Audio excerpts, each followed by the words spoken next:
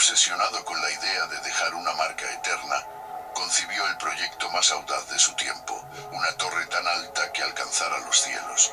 No sería simplemente una estructura imponente, sino un puente hacia el firmamento, un desafío a la autoridad celestial y un monumento al ingenio humano.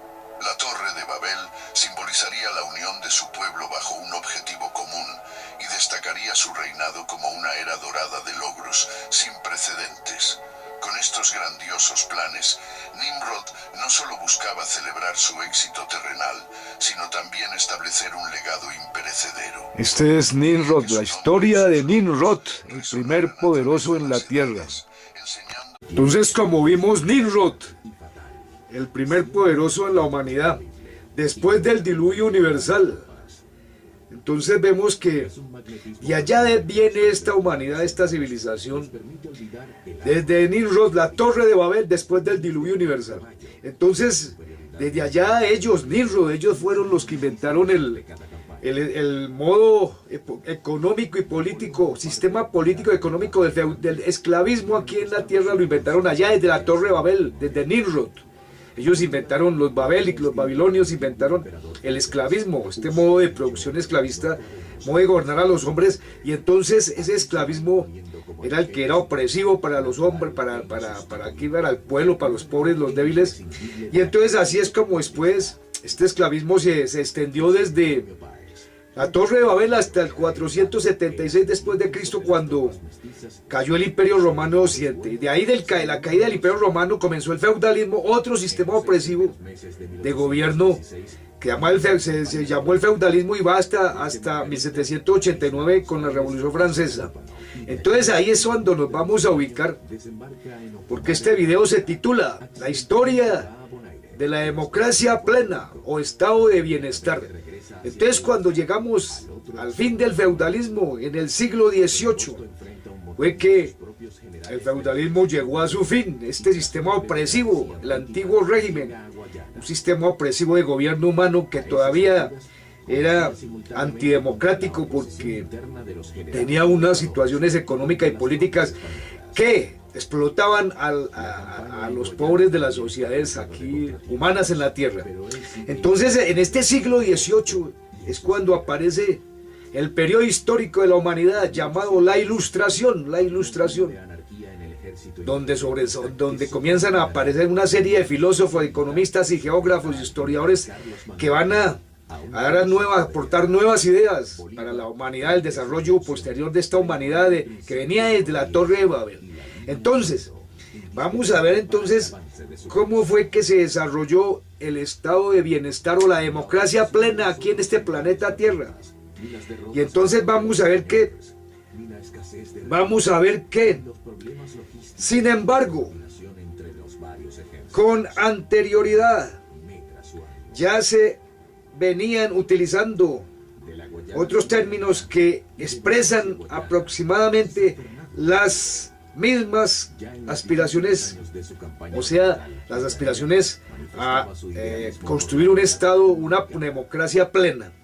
En Inglaterra se hablaba de asistencia social o asistencia pública, organizada bajo las leyes de pobres o poor laws. En Francia, durante el Segundo Imperio, 1852-1870, el término el Estado Providencia fue acuñado por los republicanos que preconizaban un Estado social y criticaban la filosofía individualista de ciertas leyes, como la ley de Chapelier, que prohibía los sindicatos. En la Alemania del Segundo Reich, 1871, los socialistas de cátedra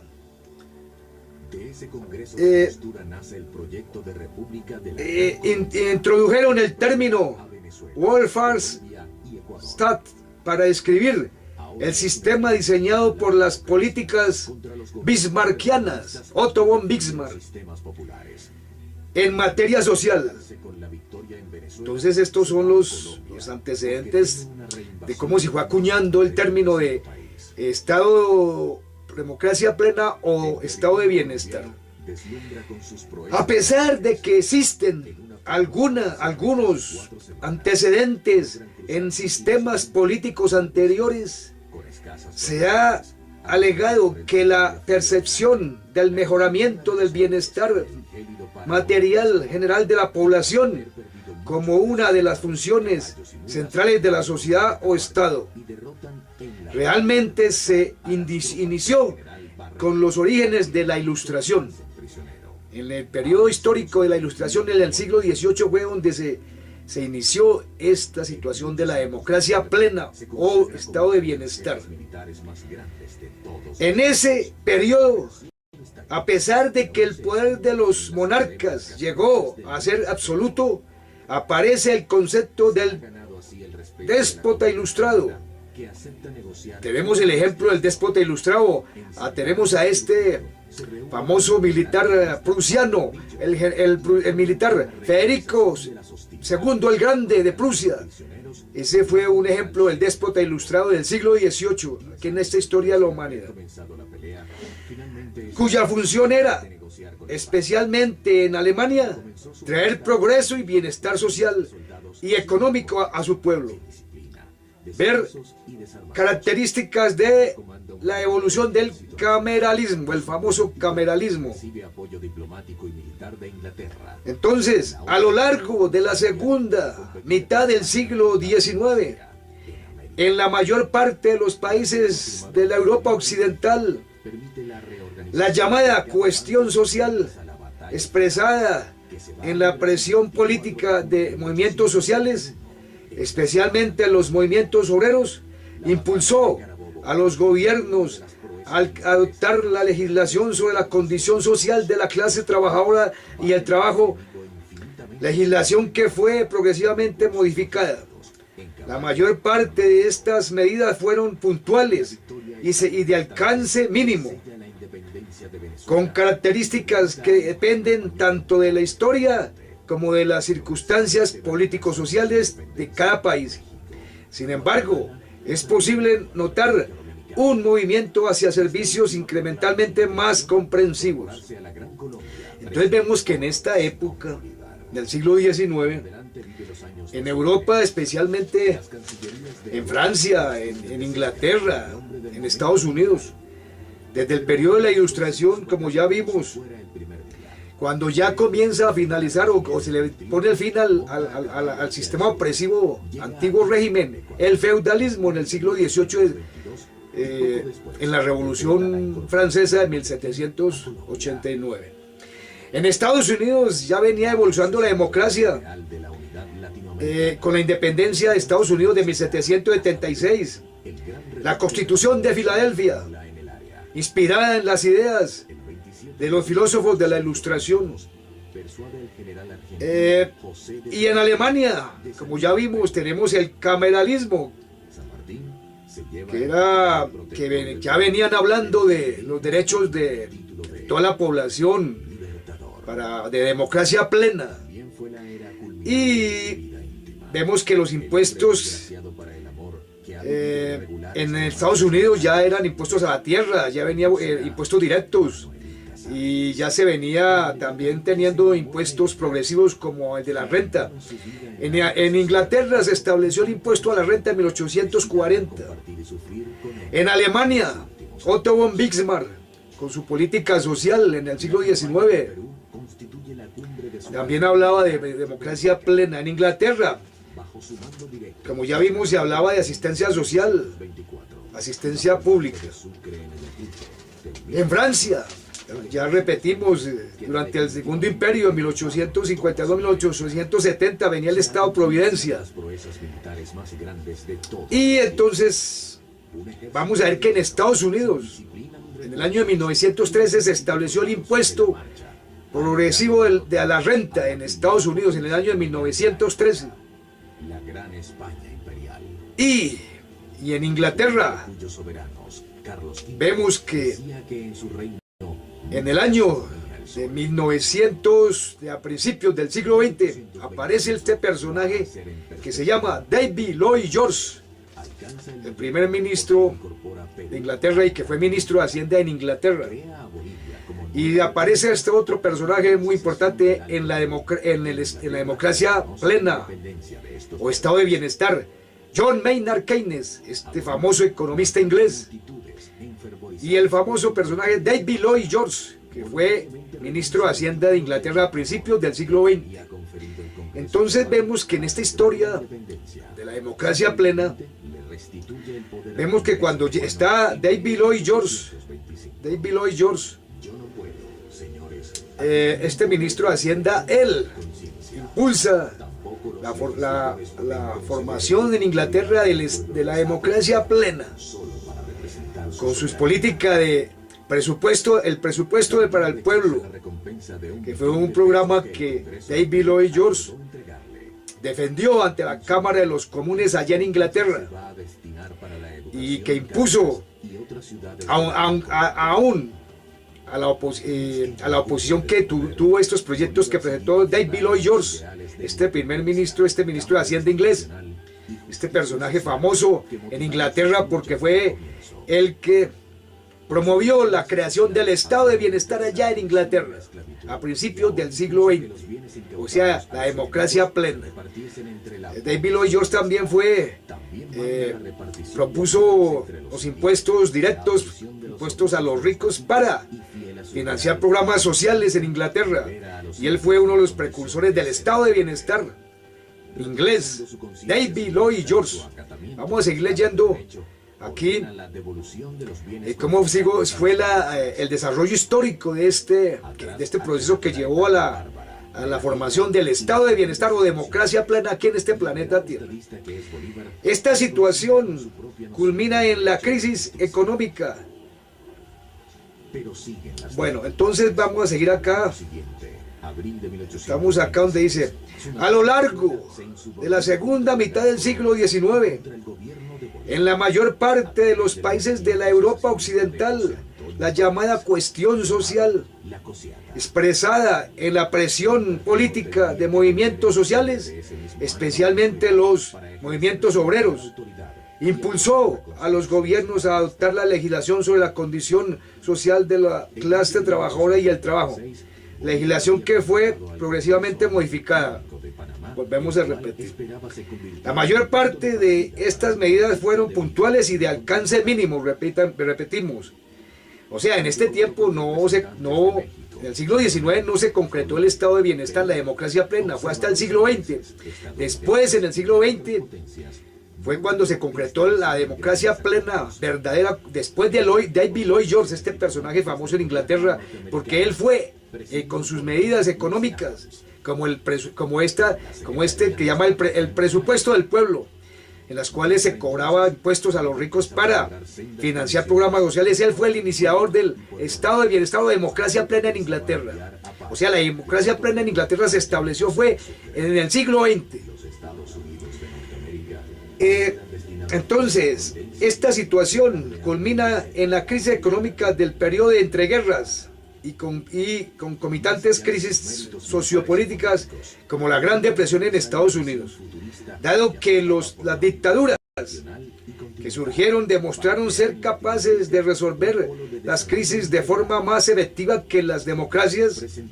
Tanto la Unión Soviética con el plan quinquenal, como la Alemania nazi de preguerra, la Italia de Mussolini, es decir, por poner fin a las huelgas y el caos económico que había dominado a ese país, y el Japón imperial, países todos que impusieron fuertes controles estatales a la economía, resolvieron la crisis a mediados de los años 30. Esto llevó al auge de proyectos políticos totalitaristas, y no solo sobre el ciudadano común y corriente. Por ejemplo, el 20 de enero de 1927, durante una visita... Entonces, ahí estamos viendo cómo fue el desarrollo de la democracia plena y en el siglo XVIII, XIX y en el siglo XX, y esto ya en el siglo XX con el periodo de las entreguerras, o sea, en los años 30, cuando culminó la Primera Guerra Mundial y empezó la Segunda Guerra Mundial. En ese periodo de entreguerras fue donde sucedió todas estas situaciones de que los sistemas totalitarios solucionaron mejor que las democracias los problemas económicos, y entonces el mundo en este momento se vio, la democracia se vio amenazada porque los sistemas totalitaristas estaban ofreciendo mejores resultados que la democracia. Pero entonces vemos que después de ahí, después de la Segunda Guerra Mundial y después de la adopción de los sistemas económicos y sociales de la democracia plena en Inglaterra, que fue uno de los iniciadores, y en Estados Unidos cuando se introdujo el impuesto a la renta en 1913, la democracia empezó a tomar ventaja sobre los sistemas totalitaristas como la Unión Soviética, como el fascismo de Mussolini, como el nazismo de Hitler.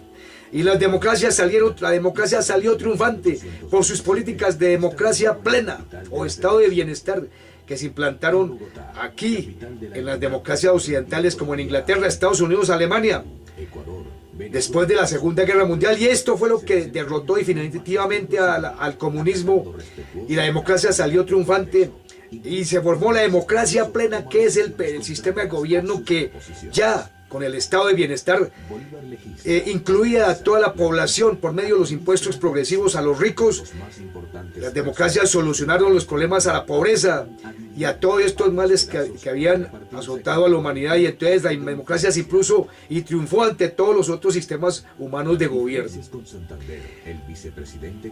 Entonces, vemos aquí a personajes como David Lloyd George, que ya hablamos. Entonces vamos a ver ahora lo que hablaba este gran filósofo Karl Popper, este filósofo del siglo XX, Karl Popper. En 1956, en una conferencia en una universidad, Popper describió los logros de este estado de bienestar en Inglaterra, de estas políticas económicas sociales que se habían implantado en Inglaterra, la democracia plena, desde David Lloyd George, el ministro de Hacienda del siglo XX en Inglaterra. Entonces Karl Popper decía y describía los logros que había hecho esta democracia plena en Inglaterra con estas palabras: en ningún otro momento y en ninguna parte han sido los hombres más respetados como hombres que en nuestra sociedad. Nunca antes los derechos humanos y la dignidad humana han sido tan respetados, y nunca antes ha habido tantos dispuestos a hacer sacrificios por otros, especialmente por aquellos menos afortunados que ellos. Esos son los hechos. Quiero enfatizar que estoy al tanto de otros hechos. El poder todavía corrompe, incluso en nuestro mundo. Empleados públicos todavía se comportan a veces como amos descorteses. Todavía abundan dictadores de bolsillo. Pero todo eso no se debe tanto a la falta de buenas intenciones como a la falta de habilidad e incompetencia. Pero volvamos nuestra atención a asuntos más importantes. Nuestro mundo libre, decía Popper, ha eliminado casi, si no completamente, las grandes males que con anterioridad han asediado la vida social de los hombres. Veamos lo que se ha logrado, no solo aquí en Inglaterra, a través del estado del bienestar o democracia plena, sino con algún otro método en todas partes en el mundo libre. Entonces Karl Popper decía lo que se había logrado con la democracia plena, y esto fue lo que se había logrado, dice Popper. Los males que pueden ser resueltos o remediados por la democracia plena son la pobreza, el desempleo y formas similares de inseguridad social, la enfermedad y el dolor, la crueldad penal, la esclavitud y otras formas de servidumbre, discriminación racial y religiosa, falta de oportunidades educacionales, diferencias rígidas de clase y la guerra. Entonces esto era lo que hablaba este gran político, filósofo austriaco, Karl Popper, en el siglo XX, enumerando los logros que había hecho la democracia plena en Inglaterra. Y él decía que estos males que acabé de señalar eran posibles remediarlos a través de la democracia plena, y así fue, porque Inglaterra y en los países occidentales desde el final de la Segunda Guerra Mundial se impuso el estado de bienestar o de democracia plena, donde ya la población, a través de los impuestos progresivos que se cobraban a los ricos para financiar políticas sociales que favorecían a las clases medias y a los pobres, se logró acabar con estos males. Por ejemplo, la pobreza ya fue mínima. Ya la pobreza era mínima, ya no era un problema, porque se incluía a toda la población a través de esta democracia total. Y eso es lo que está sucediendo desde hace 80 años en Europa principalmente, más no aquí en Latinoamérica todavía, ni en África, ni en Asia todavía, pero eso es lo que ha sucedido en la historia de la humanidad, la historia de la democracia, la historia del estado de bienestar. El tormento de su gastada humanidad padecía gastroenteritis más fuerte y ya se había extendido al resto de Oriente Próximo. Este es el libro ¿Por qué fracasan las naciones? De James Robinson, economista inglés, y Daron Acemoglu. Las raíces del